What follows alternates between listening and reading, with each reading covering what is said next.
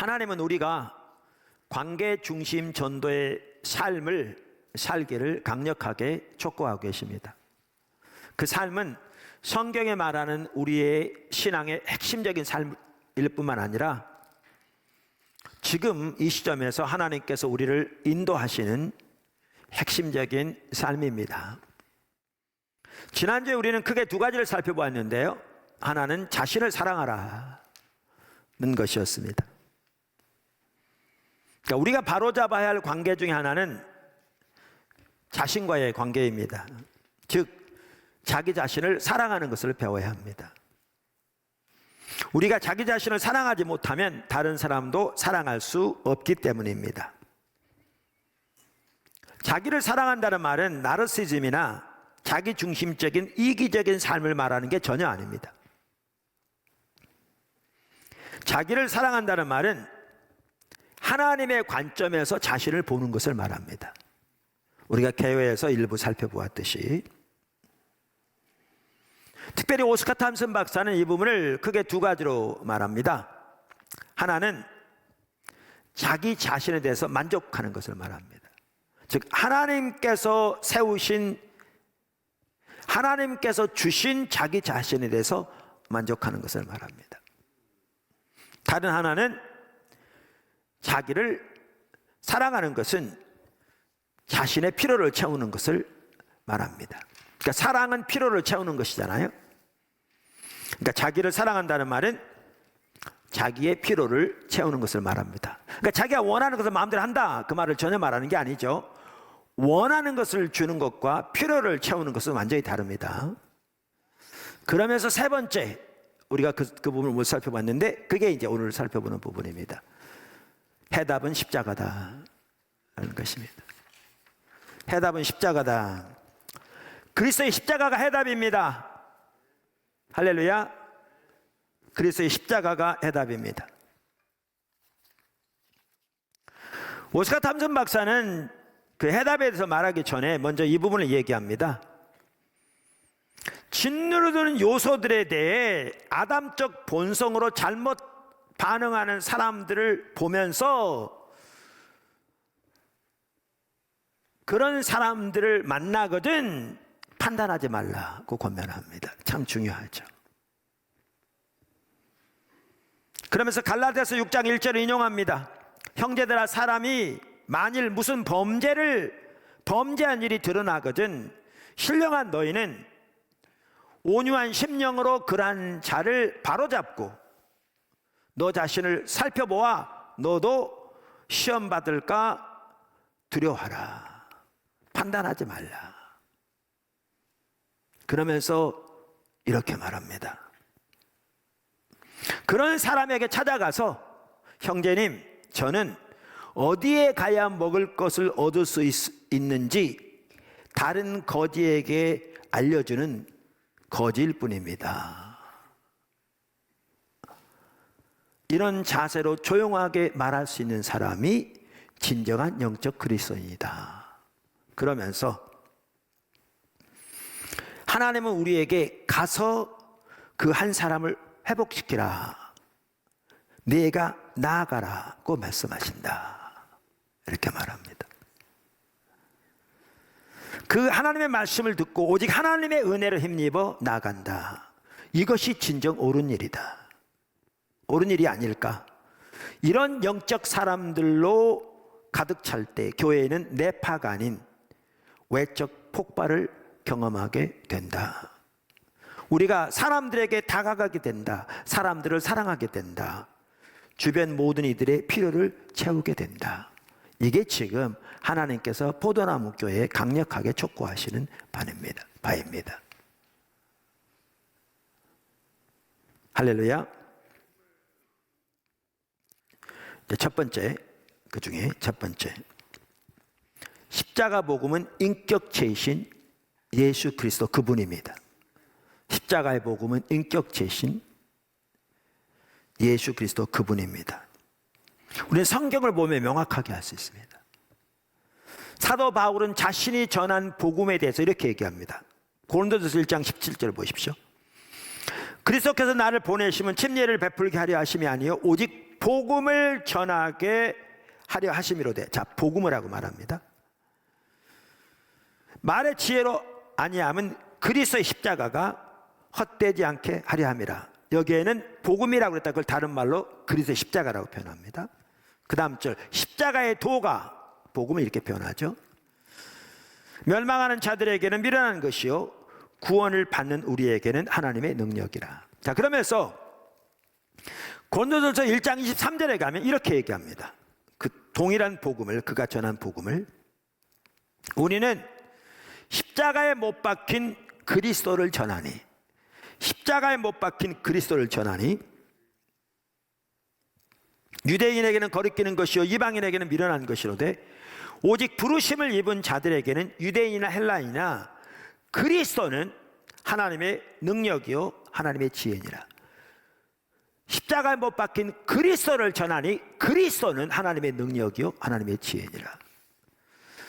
고린도전서 1장 30절도 이렇게 얘기합니다. 너희는 하나님으로부터 나서 그리스도 예수 안에 있고 예수는 하나님으로부터 나와서 우리에게 지혜와 의로움과 거룩함과 구원함이 되셨으니 예수 그리스도 그분이 우리의 지혜와 의로움과 거룩함과 구원함이 되셨다, 되신다, 그 말입니다. 사도 요한도 동일한 말을 합니다. 요한일서 1장 3절에서 사도 요한이 이렇게 말합니다. 우리가 보고 들은 바를 너희에게도 전함은, 그러니까 사도 요한이 전한 복음을 지금 의미하는 겁니다. 그러면서 그 후에 1절과 2절에 보면, 그러면 사도 요한이 전한 복음은 어떤 복음이었는가? 1절 보십시오. 태초부터 있는 생명의 말씀에 관하여는 우리가 들은 바요, 눈으로 본 바요, 자세히 보고 우리의 손으로 만진 바라.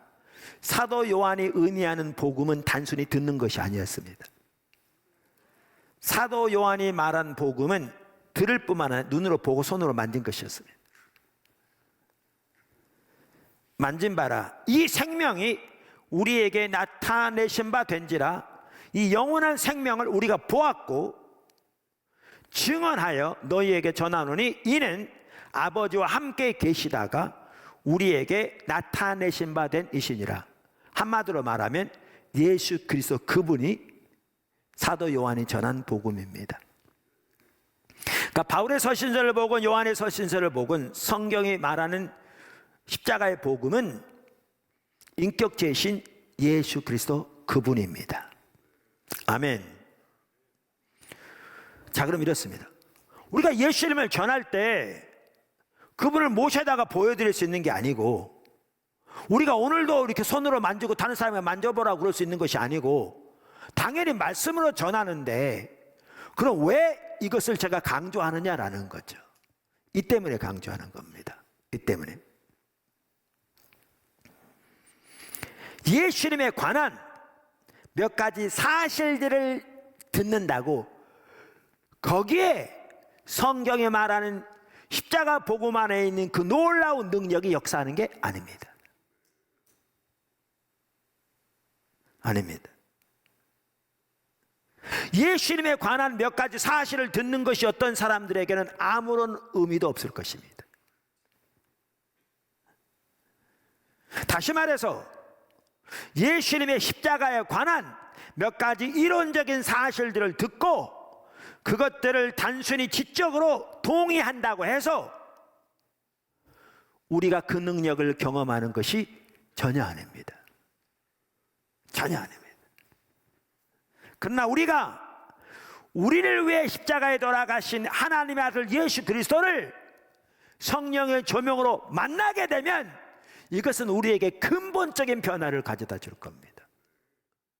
그래서 사도 바울은 십자가에 못 박힌 예수 그리스도를 전한다고 하면서 그 예수 그리스도가 하나님의 능력이고 하나님의 지혜고 의로움이고 거룩함이고 구원함이라고 말하면서 자신이 그 예수님을 아는 것이 그의 삶의 유일한 목표요 목적이라고 그렇게 주님을 알기를 추구하고 있습니다. 바로 이 점만이라도 올바로 오늘 한국교회 전체 가운데 선명히 보여지고 모든 성도들이 그렇게 십자가에 못 박힌 예수 그리스도 그분을 더욱 알기 위해 집중적으로 찾고 추구한다면 근본적인 변화가 교회 안에 있을 거라고 확신합니다.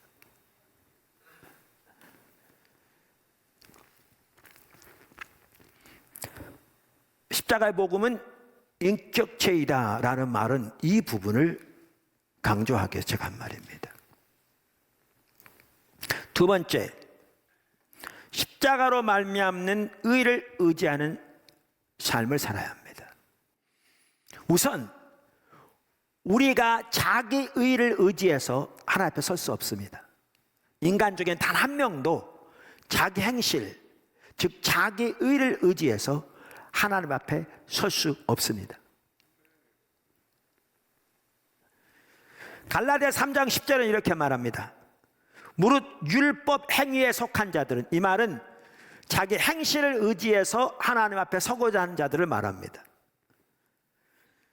그러한 자들은 저주 아래 있나니 기록된 바 누구든지 율법책에 기록한 대로 모든 일을 항상 행하지 아니하는 자는 저주 아래 있는 자라 하였습니다.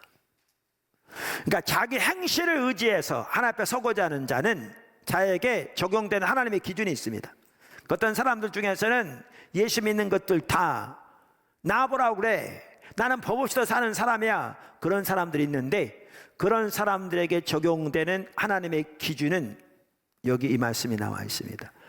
그러한 사람들뿐만 아니라 자기 행실을 의지하여 하나님 앞에 서고자 하는 모든 사람에게 적용되는 기준인데요, 여기 두 단어가 중요합니다. 항상, 모든. 그들에게 적용되는 기준은 그들은 모든 하나님의 율법을 항상 지켜야 합니다. 다시 말하면 하나님의 그 모든 율법 중에서 단 한 가지만이라도 그의 인생 동안 단 한 번이라도 어기면 범법자가 되는 겁니다.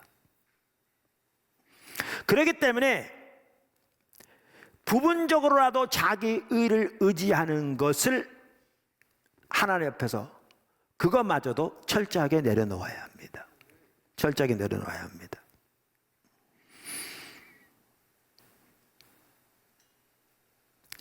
다시 말해서 오직 십자가의 공로만을 믿음으로 의지해서 우리는 하나님 앞에 설 수 있는데, 그러려면 부분적으로라도 자기 의를 의지해서 하나님 앞에 서는 것을 철저하게 내려놓아야 합니다. 세 번째, 하나님께서 십자가를 통해 이루신 승리를 깨닫고 그 외에 믿음으로 서는 삶. 말씀드린 대로 예수님의 십자가에는 능력이 있습니다. 강력한 능력이 있죠. 근데 그 능력을 경험하는 5가지를 지금 쭉 살펴보고 있는데, 그 중에 하나가 뭐냐 하면, 말씀드린 대로 하나님께서 예수님의 십자가 부활을 통해서 이루신 그 승리를 성령의 조명으로 깨닫고 그 외에 믿음으로 서는 겁니다. 그러니까 여기 세 가지가 있죠. 이렇게 쪼개자면, 예수님이 십자가 위에서 이미 이루신, 두 번째는 그것을 성령의 조명으로 깨닫고, 셋째는 그 외에 믿음으로 서는 것. 이게 분리되는 게 아니고요, 같이 가는 거죠. 하나님께서 예수님의 십자가 부활을 통해서 놀라운 승리를 이루셨습니다. 이미 우리를 위해서 2000년 전에 우리의 옛사람이 예수님과 함께 십자가에서 죽었고요, 예수님께서 우리를 향한 모든 율법의 요구를 이루셨고요, 우리의 모든 죄가 사해졌고, 하나님과 우리의 관계가 회복되었고, 우리를 하나님의 자녀 삼으셨고, 사탄의 머리가 깨졌으며 죽임을 당했습니다. 놀라운 승리를 이미 이루셨는데, 이 승리들을 우리 가운데 경험하는 한 가지 핵심적인 길이 뭐냐 하면, 하나님께서 예수님의 십자가 부활을 통해 이루신 그 놀라운 승리를 우리가 성령의 조명으로 선명하게 깨닫고 그 위에 믿음으로 서는 겁니다. 그 사실 십자가한 사람, 믿음의 사람, 은혜한 사람은 항상 같이 갑니다. 하나님께서 예수님의 십자가와 부활을 통해서 이루신 승리를 성령의 조명으로 깨닫고 그 외에 믿음으로 설 때 우리는 그 능력을 삶에서 경험합니다. 그 승리를 삶에서 경험합니다. 그래서 사도 바울도 에베소 교회를 왜 이렇게 기도하고 있는 겁니다. 에덴이 이제 뭐죠? 에베소 바로 외곽에 고대 7대 불가사의라고 하는 아데미 신전이 있어서 그 지역 전체가 그 우상 숭배 영향력이 강한 1년 내내 그 우상 숭배 순례객의 도시에 가득한 그 도시의 산업의 중요한 한 부분이 그 우상 숭배로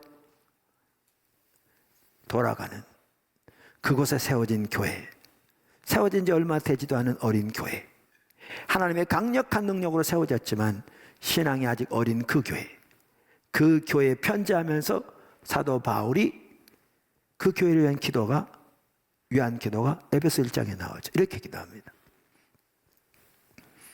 내가 기도할 때 기억하며 너희로 말미암아 감사하기를 그치지 아니하고 우리 주 예수 그리스도의 하나님 영광의 아버지께서 지혜와 계시의 영을 너희에게 주사 하나님을 알게 하시고 너희의 마음의 눈을 밝히사 그의 부르심의 소망이 무엇이며 성도 안에서 그 기업의 영광의 풍성함이 무엇이며 그의 쉼의 위력으로 역사하심을 따라 믿는 우리에게 베푸신 능력의 지극히 크심이 어떠한 것을 너희로 알게 하시기를 구하노라. 지혜와 계시의 영을 주셔서 하나님을 더 알게 하실 뿐만 아니라 너희의 마음 눈을 열으셔서 하나님께서 너희에게 주신 이 놀라운 은혜들, 너희와 함께 하시는 하나님의 그 크고 놀라운 능력들을 너희가 알게 되기를, 깨닫게 되기를, 다른 말로 하면 하나님이 너희에게 계시해 주시기를 원하노라, 그 뜻입니다.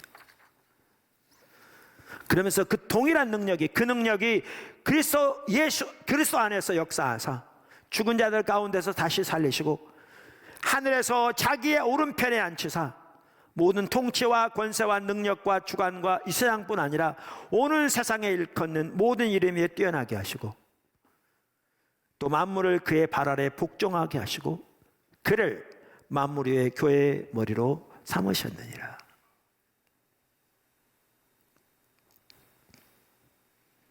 우리의 옛사람이 예수님의 십자가와 함께 죽었다는 사실을 선명히 인식하는 거요, 우리의 육신을 이기는 핵심적인 비결일 뿐만 아니라 사도 바울이 말한 것처럼 예수님이 우리 안에 내주하시는 삶을 살기 위한 핵심적인 비결이기도 하고 관계 중심 전도에서 나 중심의 관계가 아닌 또한 상대방의 부정적인 심한 공격이나 뭐에도 반응할 때 육신으로 반응하지 않을 수 있는 핵심적인 비결이기도 합니다. 그래서 십자가의 능력을 경험하는 이와 같이 중요한 한 가지는 예수님의 십자가 부활을 통해서 이루신 승리를 성령의 조명으로 깨닫고 그 위에 믿음으로 서는 것이기 때문에 항상 같이 가는 것이 사도 바울이 그랬던 것처럼 십자가에 못 박힌 예수 그리스도와 그 부활의 능력과 그 고난의 동참함을 알기를 구하여 지속적으로 하나님을 구하는 삶이 반드시 같이 가야 합니다. 핵심입니다. 네 번째, 십자가의 사랑에 기초한 삶. 십자가에 의한 삶의 한 핵심은 십자가의 사랑에 기초한 삶입니다. 십자가는 우리를 향하신 하나님의 사랑의 확증입니다. 로마서 5장 8절은 이렇게 말합니다. 우리가 아직 죄인 되었을 때에 그리스도께서 우리를 위하여 죽으심으로 하나님께서 우리에 대한 자기의 사랑을 확증하셨느니라. 이와 같이 예수님의 십자가가 우리를 향한 하나님의 사랑의 확증이기 때문에요, 우리는 모든 면에서 십자가에서 확증된 하나님의 사랑을 토대로 우리 주변에 일어나는 일들을 바라보아야 합니다. 그래야 주님과 동행하는, 승리하는 사람을 살 수 있습니다. 반대로 우리가 주변에 일어나는 일들을 토대로 하나님의 사랑을 이해하려고 하면 지속적인 원망과 불평과 낙심과 실망 가운데 살 수밖에 없고요.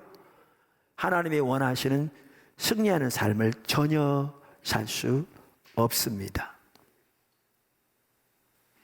하나님을 경험하는 삶에 보면 그 저자가 그런 얘기를 하잖아요. 자기 막내딸이, 그것도 막내딸이 암에 걸렸을 때 10살, 5살인가. 정말 쉽지 않았죠. 그래서 방사선 치료도 하고 약물 치료도 할 때 하나님 앞에 나아가서 기도할 때 항상 이렇게 기도했다고 그랬잖아요. 다른 건 이해하지 못하지만 쉽게 줄이면 십자가를 통해서 확증된 하나님의 사랑을 토대하지 않고는 이 환경을 보지 않게 해주십시오.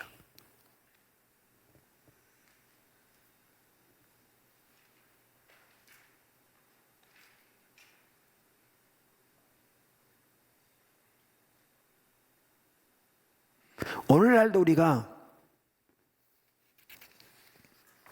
십자가에 의한 삶을 살아야 되는데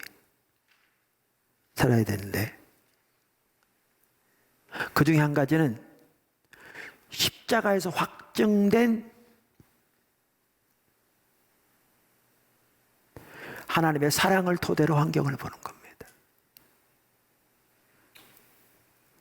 십자가를 통하지 않고는 환경을 보지 않기로 작정해야 합니다. 여기서도 근데 중요한 건 그겁니다. 성령의 조명입니다. 항상 같이 갑니다.